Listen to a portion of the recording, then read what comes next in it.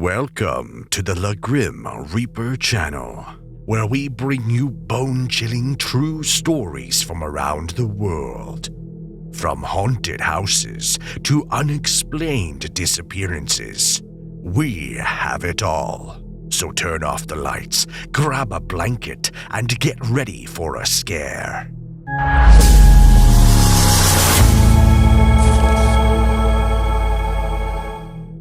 It had been a long day at work, and I was finally heading home after pulling off yet another overtime shift. The rain had been pouring down relentlessly all day, and it only seemed to get worse as the night fell. My windshield wipers were working overtime, barely keeping up with the onslaught of rain. It felt like I was driving through a hurricane. As I drove down the secluded road, miles away from the nearest town, I started to feel a sinking feeling in my gut. The car began to sputter, and before I knew it, it came to a grinding halt. I tried to restart the engine, but it was no use. The car was dead. To make matters worse, my phone couldn't find any reception in this desolate area. I was stranded, and I needed to find shelter from the storm, as well as a way to get help. I grabbed my jacket and stepped out of the car, the rain instantly soaking through my clothes. The wind howled around me as I looked for any sign of civilization. I knew that staying in my car wouldn't do me any good, so I decided to venture out on foot. The rain was relentless, blurring my vision and making it hard to see more than a few feet ahead. I trudged on, the rain showing no signs of letting up. My legs were growing weaker, and I was starting to feel disoriented. Just when I thought I couldn't go any further, I noticed a faint glimmer of light up ahead. Squinting through the rain, I saw the outline of a house, old and seemingly abandoned, but still offering a glimmer of hope for shelter. As I approached the house, I noticed that the front door was slightly ajar. Though it seemed like a red flag, I was desperate for refuge from the storm. Taking a deep breath, I pushed the door open and stepped inside. The musty smell of dampness and decay greeted me, but it was still a welcome respite from the torrential rain outside.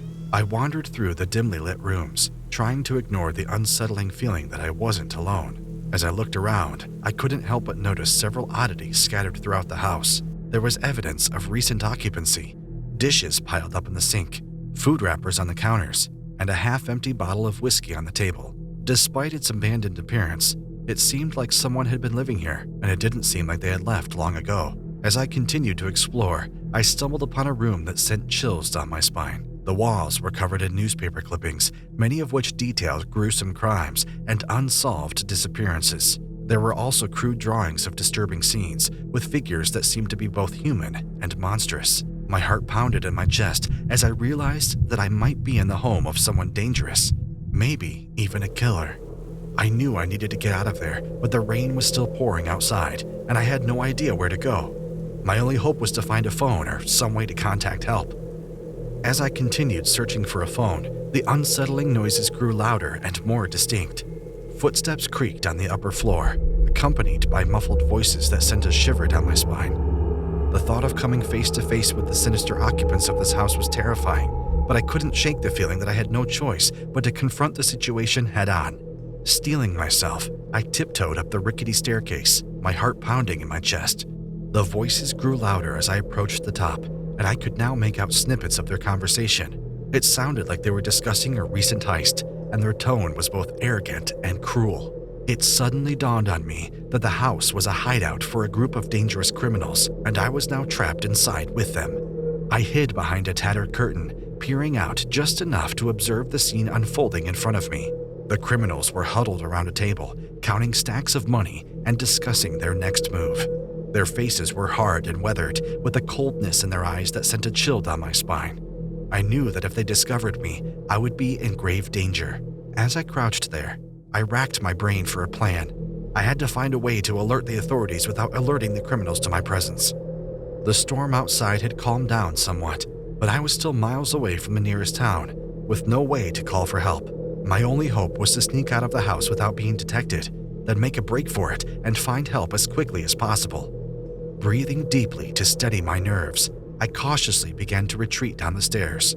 Each creak and groan of the floorboards made my heart race, but I knew I couldn't afford to panic. The criminals continued to converse above me, oblivious to my presence. I knew I had to act quickly. I slipped out of the front door as silently as possible. The moment I stepped outside, the rain resumed its relentless assault, soaking me to the bone. The stormy weather and pitch-black surroundings made it nearly impossible to see, but I knew I had to keep moving. With every step, I felt the adrenaline coursing through my veins, pushing me onward. As I scrambled through the muddy terrain, my heart sank when I heard the front door slam open, followed by the enraged shouts of the criminals. They had discovered my escape and were now in hot pursuit. Panic threatened to consume me, but I forced myself to focus on the task at hand. I had to outmaneuver my pursuers and find help before it was too late. The rain lashed at my face as I stumbled through the darkness, my breaths coming in ragged gasps. I could hear the criminals closing in, their shouts growing louder and more menacing with each passing moment. Desperation fueled my every move, driving me to push my body beyond its limits. I knew that I couldn't afford to slow down, not even for a second. As the chilling pursuit wore on, I began to notice a faint light in the distance. It seemed like a beacon of hope, and I pushed myself even harder, willing my legs to carry me faster. The criminals were relentless, but I knew that I couldn't let fear dictate my actions. I had to reach that light and find help. My very life depended on it. With every step, the light grew brighter, and I realized it was the headlights of an approaching car. Relief washed over me, and I waved my arms wildly, hoping to flag down the driver. Miraculously, they stopped and rolled down their window.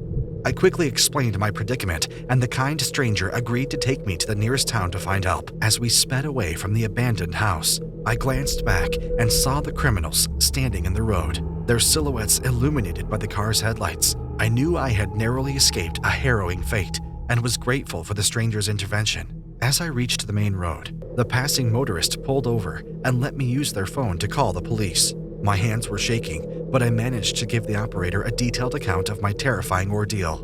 Within minutes, the sound of approaching sirens filled the air, and relief washed over me like a wave.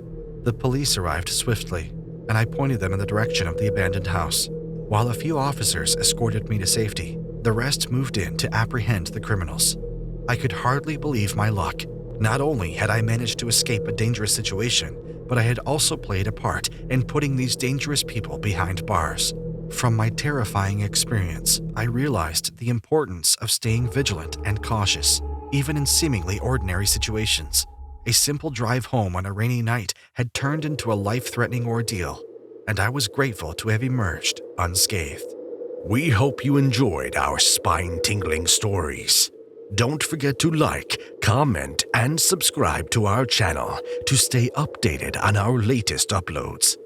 Until next time, sweet dreams, if you can sleep at all.